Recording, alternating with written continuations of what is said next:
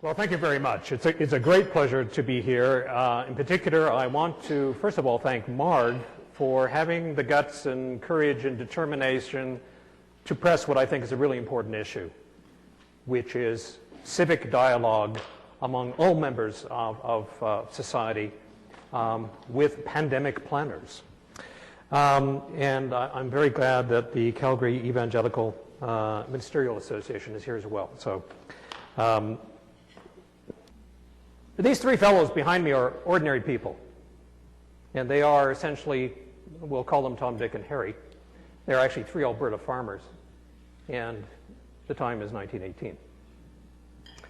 And that's what I'm going to talk about today. I'm going to tell you some stories about ordinary people, and I'm going to tell you about what we have learned about how ordinary people respond to emergencies.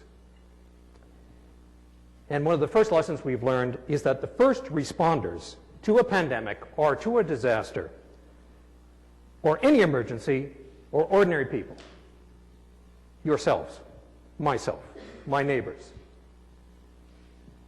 And if they are not included in disaster planning, the planning will fail or it will not be very effective. And if officials do not communicate with them, as Brad talked about this morning, the importance of communication.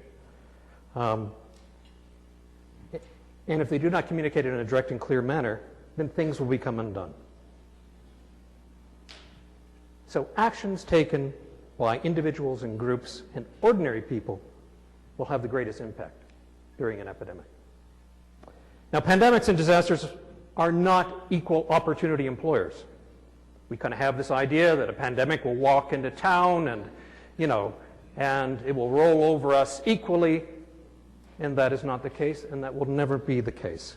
These disasters of any kind target the most vulnerable, or quite often the very people that professionals often leave out of their plans.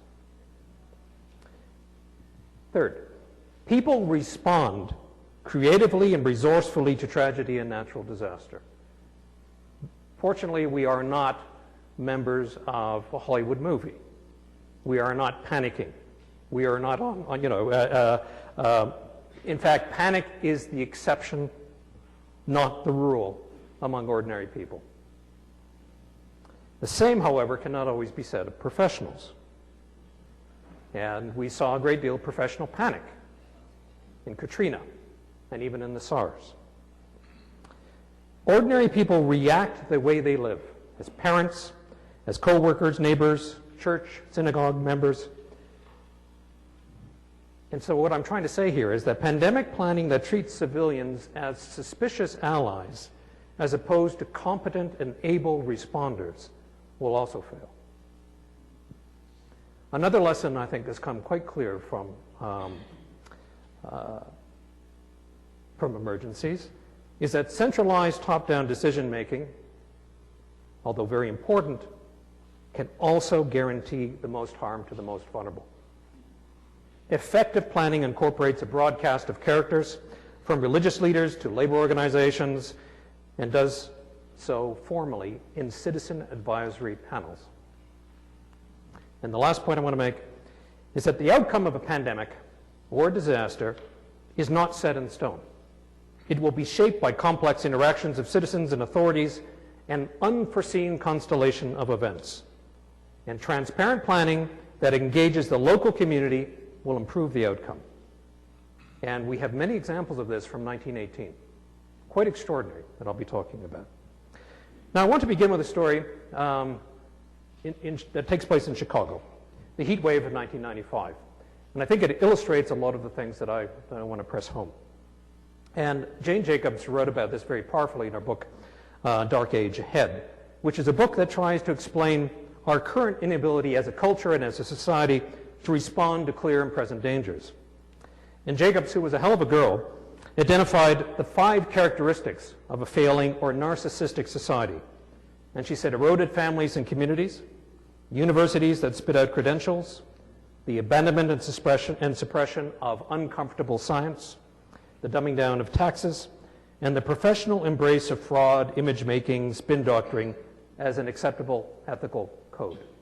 And she said all of these together are really not a good combination. And in fact, almost all of them could be found in this story about the heat wave. And anyway, let's just get into the story. I mean, the heat wave took place in July 1995. Got so hot that the roads buckled, got so hot that the train tracks warped. Firemen had to open up more than 3,000 hydrants in Chicago for the kids to cool off, and as a result, there was very little water pressure in many of the high-density parts of the city, and so people living in high apartments weren't getting water. There were electrical failures, there were shortages of all kinds. In the course of a week, more than 800 people died. And so many died that they had to put the bodies in refrigeration trucks. 23 hospitals were closed, their doors to any emergency care they couldn't handle anymore, and the dead and dying were largely elderly folk. Okay? And a lot were found locked in their apartments, dead as fried eggs. Now, after this climate disaster, the U.S. Center for Disease Control sent in a team of 80 professionals, guys with PhDs and stuff, and said, you know, you tell us how we can avoid this kind of disaster. And so this 80-man research team, they took a random old folk in Chicago, and then they took some of the survivors, and they asked them questions. And here's what they concluded. 80 PhDs. That these people had no water, they had no air conditioning, and they did not leave their apartments to find coolness, and no one checked up on them. In other words, these people were stupid because they forgot how to drink water, and they couldn't get access to an air conditioner. And, this research was basically useless. There was another guy who asked a bunch of different questions and said, okay, what happened here? What happened in Chicago during this heat wave? And his name is Eric Klinenberg, and he's a sociologist. And Klinenberg happened to grow up in Chicago. He knew the city. And he knew that there were different communities in different neighborhoods. And he knew that in some communities, the death toll was much higher than in others. So he started to do some work. He did some detective work. And he said, look, more guys than women died, and we know that women are much more sociable than men, and we know that there were more blacks than whites that died. And he said, okay, why is that? And why is it that in the community of North Lawndale, there were 40 fatalities per 100,000 people versus South Lawndale, where there was only 4 per 100,000? What gives here? So he did some research, and he talked to these people in these communities. And he found in North Lawndale, where the mortalities were highest, that this community was a commercial and social desert, devoid of gathering places. Most old folks were afraid to leave their apartments. They were even afraid of strangers checking in on them. And in a crisis, they behaved as they always did, as fearful people who trusted no one. So the heat wave killed the most people in that part of Chicago that had the least amount of community, where the social ecology of what Klinenberg calls abandonment, dispersion, and decay had the most dramatic impact. In contrast, South Lawndale, with the lowest mortality, totally different kind of neighborhood. The streets were bustling and active, and the old folks walked around, and they knew the storekeepers, and the storekeepers would invite them in when it was really hot, come sit down, enjoy the air conditioning, and these folks trusted people. And in the crisis, they behaved as they always did, in a community of trust. And there was a Latino village community there, and very vibrant social place. They could cope. There wasn't a crisis. People helping people. Now, in the interest of interfaith, I sort of, okay, well, so what is a good definition of a community? And the Book of Buddha defines a true community as one that has faith and wisdom that illuminate it. It is a place where the people know and trust one another, and where there is social harmony. And where there is social harmony, as Klinenberg discovered, there is great resilience, or what pandemic planners might call surge capacity. Now, Klinenberg also discovered some really fatal flaws in the city's disaster planning. To save money, the city had laid off its social workers, and some stupid city official had assumed that policemen and firemen would become social workers in an emergency. Now, give me a break. I mean, how many of you guys know cops and firemen? They're cops and firemen because they don't want to be social workers. They want to be cops and firemen, right? So anyway, somebody made a master screw-up here. But then there were other things. But in the end, I mean, Klinenberg asked, okay, was this a natural disaster or was this a human disaster? Hundreds of old folks died alone, without friends or family or community, entirely unassisted by professionals.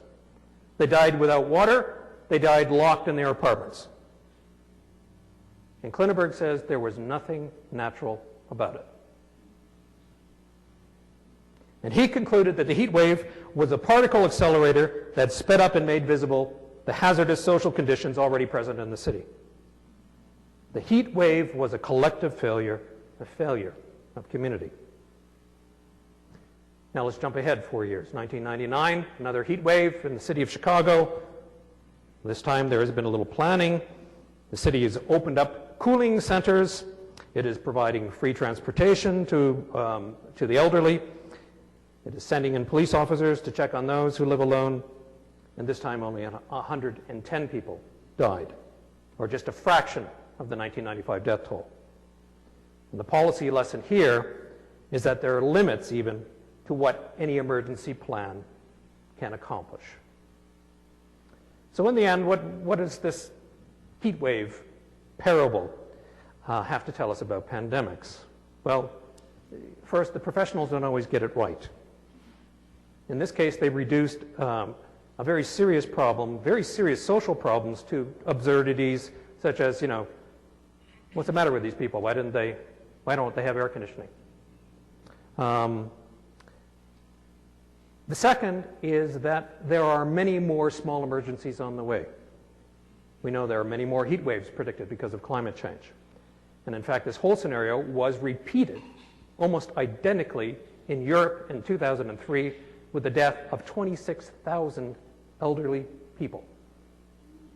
Same thing. All over again. It was an absolute great political embarrassment in France because 15,000 elderly people died alone in their apartments. Now we know that these tragedies are here. We know that they're coming. We know that after fortune comes misfortune. We don't know about the magnitude of them.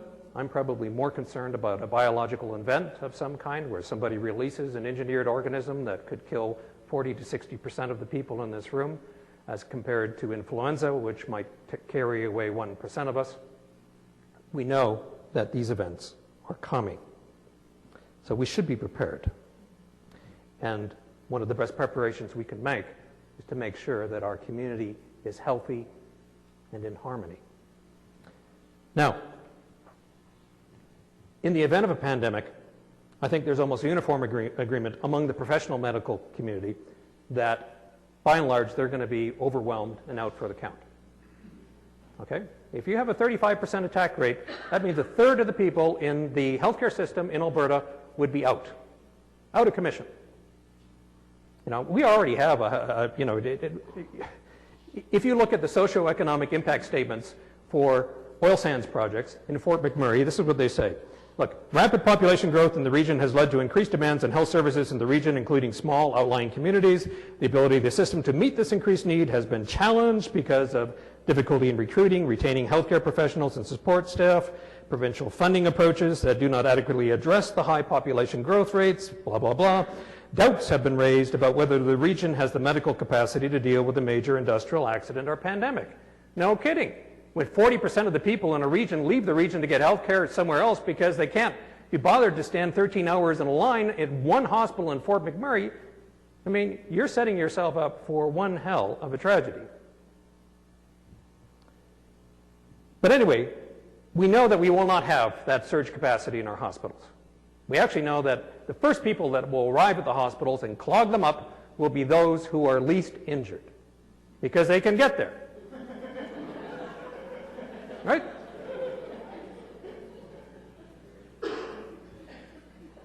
And those that will need that care the most won't be able to get there.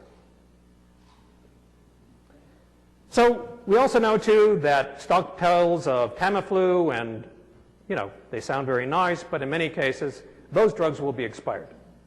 Or the virus that's hitting us will in all likelihood be Tamiflu resistant. And there are lots of varieties of Tamiflu resistant influenza strains already.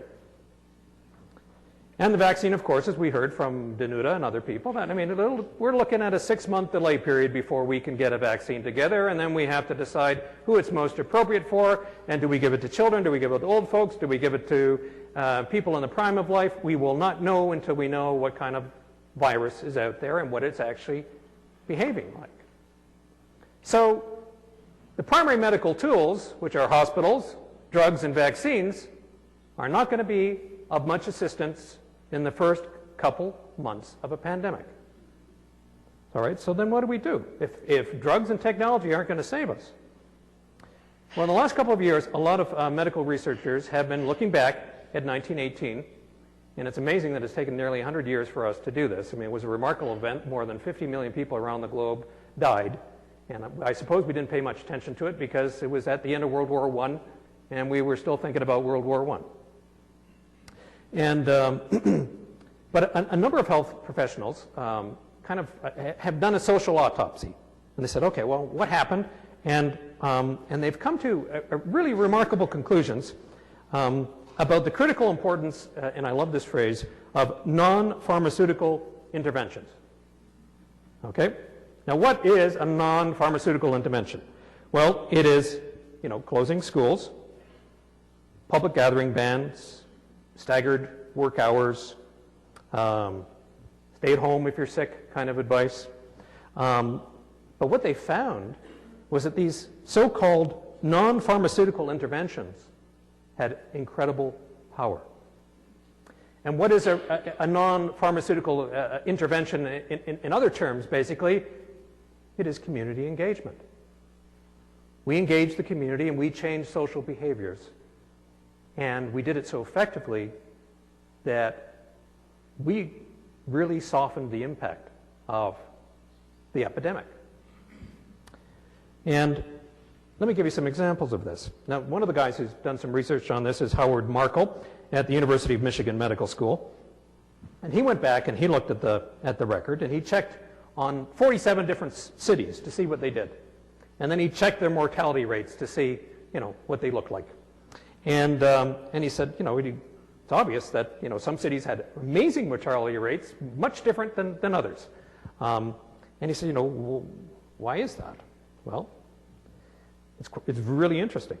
Pandemics and disasters, again, are not equal opportunity employers.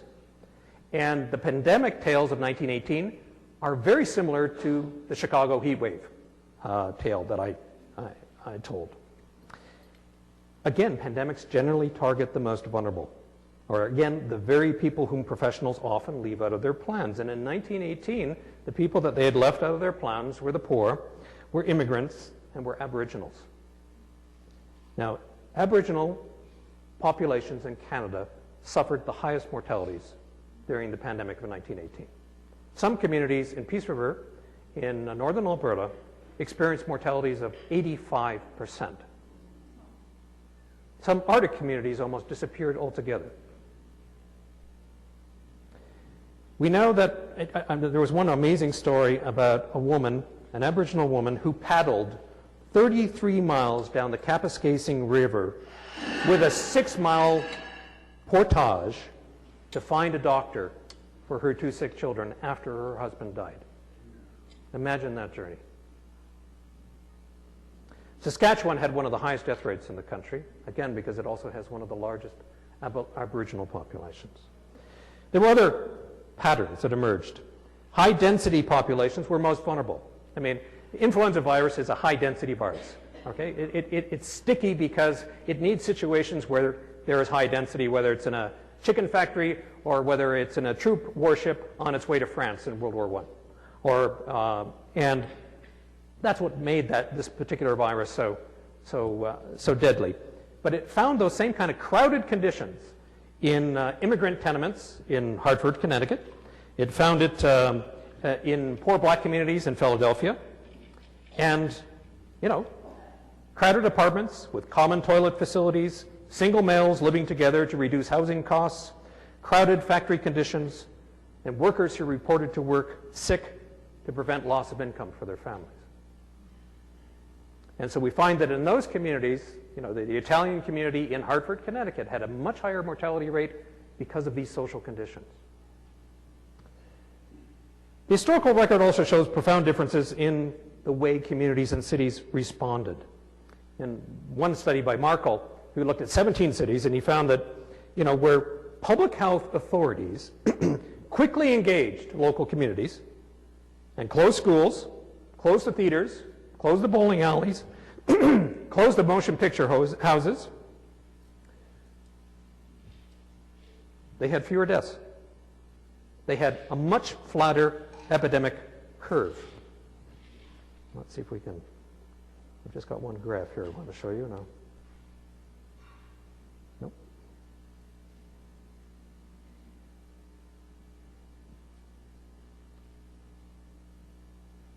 There we go.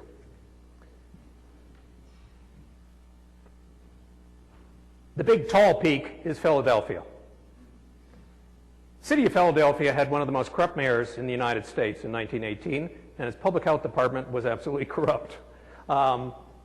In contrast, if you look at the little bottom line, that was St. Louis, Missouri.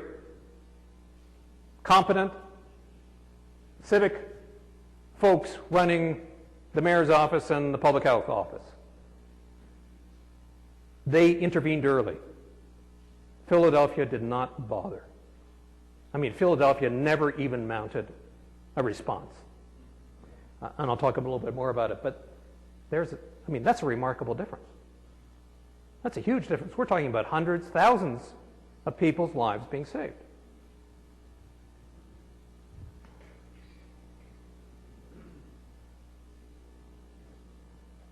So in Philadelphia, people suffered mightily. They intervened late. They abandoned the poor black neighborhoods.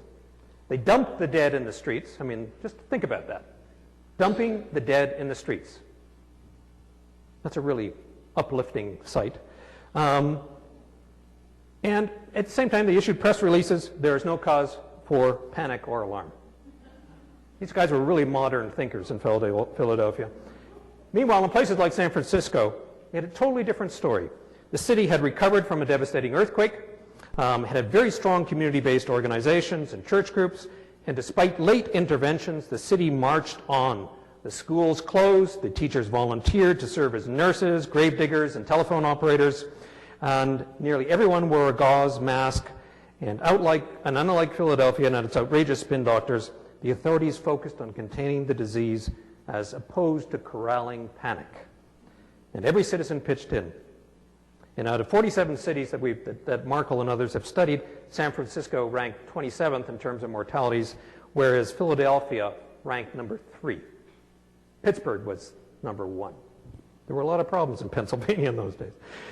Now, New Brunswick tells a different sort of story here. In all of Canada, it had one of the lowest death rates from influenza, 4 per 1,000, or the second lowest in Canada after Ontario. And the reason, I think, again, has to do with the level of engagement between civilians and public health authorities. It was also the first province to have a Minister of Health. Now, cooperation and engagement was high, not because there was a pandemic plan. Nobody had that. But the hotels were turned into hospitals, so people were not left dying in the streets. All the schools, theaters, and churches were closed. High schools became cafeterias that cooked up food for the bedridden. The owners of automobiles helped nurses to make home visits. The chief medical officer of health communicated directly with every parish in this very Catholic province to register doctors and nurses and to coordinate activity. I don't know where would have New Brunswick been without the network of parishes. The Sisters of Charity helped. The Women's Institutes helped. Local Boy Scouts cut wood and did chores for those too sick to move. Be prepared. I'm an old Boy Scout. When some church leaders complained about the ban on public school services, on public church services, and remember the war was going on and parents wanted to go to church to pray for their sons. And the chief medical officer still came back and he said to them, and his prescription remained, private worship will save lives. Now, what about the issue? You're probably thinking, oh, okay, now there's probably people here who didn't comply with these non-pharmaceutical interventions. Why don't we just call that community engagement? It would seem to be so much more friendlier and inviting. Yeah, there were instances where people did not follow the rules. But in most cases, the rule breakers acted reasonably. And I'll give you one example. In the city of Baltimore, they introduced staggered work hours. And that became an issue for hourly workers because they needed the extra money to buy fuel to keep their homes heated for their families. All right? So given that the pandemic was going to shut down the whole town, they were doing the right thing. So again, good pandemic planning has to think about those kind of contingencies and the reasonable decisions that people will make to protect their families. And if they're not going to have the cash, then governments should make sure that they have the cash on hand. Churches should make sure they have the cash or fuel on hand. Now, these communities and jurisdictions that made a difference, that blunted the impact of the pandemic, had intact communities, high levels of civil engagement, high levels of volunteerism. In short, they were functioning communities. They possessed, as Buddha might put it, a degree of social harmony. And a couple of years ago, I read a fascinating blog about the flu and what to do. And the very first recommendation in it was to repair any disagreements you might have with your neighbors. And the second was to get your familial house in order. Are the lines of communication open between parents and children, spouses and elders? Because these will be your first responders. And likewise, I put the same question to pandemic planners. And they should be asking this. Have we talked to all the members of our family in this city? The civil organizations that will be first responders. The churches, the mosques, the synagogues, the Boy Scouts, not quite as strong as they once were, the Kiwanis clubs, the internet bloggers, whatever. Have we brought them all to the table? And have we asked them the right questions? And the reasons are simple. I mean, how are you going to close the schools? And we know this made a difference in a lot of communities. If school leaders and parents aren't part of the decision making. How can we ask churches, mosques, and synagogues to end public forms of worship during a pandemic if church leaders are not part of the planning process? How can we make tough ethical choices about who will be placed on ventilators, who will get the vaccine if one is eventually made, who will deliver food to the sick, if there are no strategies for public discourse and transparent decision making? Thomas Glass at Johns Hopkins University asked a pretty powerful question too. Will the public take a pill if it does not trust the doctor? All the pandemic planning in the world will be for naught if health professionals and government leaders fail to nurture the trust of civic organizations and religious leaders and business groups. So the social autopsy of 1918 found some pretty interesting things. That if you enlist the general public as a capable partner and as a first responder, good things will happen. Good planning uses church groups to distribute, and it might use church groups to distribute antibiotics, hold vaccine meetings, visit the sick, communicate information, vital information. Good planning will engage social groups such as Kiwanis or the Rotary Clubs to man the phones and gather case reports and trace contacts, again, to share valuable information. And pandemic or disaster planning that does not imagine networks of public responders, of ordinary civilians, that does not involve advisory citizen panels, that does not share planning with the public, could well turn a natural disaster into a human one. So, in conclusion, the public is the first responder. And they will respond to those they know and they live close by. They will respond creatively and collectively and bravely, whether the authorities respond competently or not. Disaster planning will vastly reduce the scale of death and despair if the lines of communication are open and shared decision-making results in quick, non-pharmaceutical interventions. In other words, community engagement. The outcome of a disaster or a pandemic is never fixed. It is never written in stone. You know, it can be a shining example of people working together, or it can be a grim Chicago heatwave parable.